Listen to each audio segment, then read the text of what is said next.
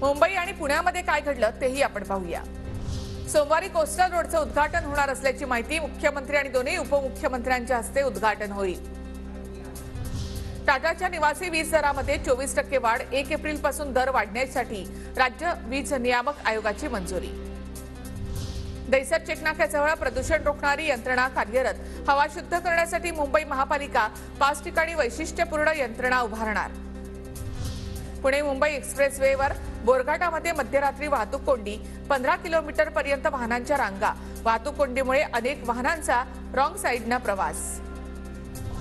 रेल्वेतील नोकरीचे प्रलोभन दाखवून फसवणूक, मध्य रेल्वेच्या मुख्य अधीक्षकाला सीबीआयकडून अटक। ज्येष्ठांना त्रास देणाऱ्यांवर दंडात्मक कारवाईची तरतूद करा, विकासकाच्या वादामध्ये ज्येष्ठ नागरिकांना त्रास झाल्यास विकासकावर दंडात्मक कारवाईची तरतूद करण्याचे न्यायालयाचे सरकारला आदेश। माडाच्या परिपत्रकानंतर उच्च न्यायालयाचे आदेश। श्री क्षेत्र भीमाशंकर मंदिरामध्ये महाशिवरात्रीच्या निमित्तानं शासकीय महापूजा, मंत्री दिलीप वळसे पाटील आणि जिल्हाधिकारी सुहास दिवसे यांच्या हस्ते महापूजा संपन्न, भाविकांची दर्शनासाठी मोठी गर्दी।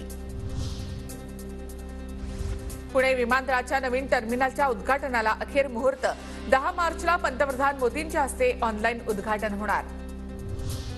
पुण्याच्या ग्रामीण भागामध्ये रात्री 12:30 वाजेपर्यंत रेस्टॉरंट, बार उघडे ठेवावेत, निवासी उपजिल्हाधिकाऱ्यांचा आदेश। शहरामध्ये 1:30 वाजेपर्यंत हॉटेल सुरू ठेवण्याचे आदेश असताना ग्रामीण भागामध्ये 12:30 पर्यंतच परवानगी।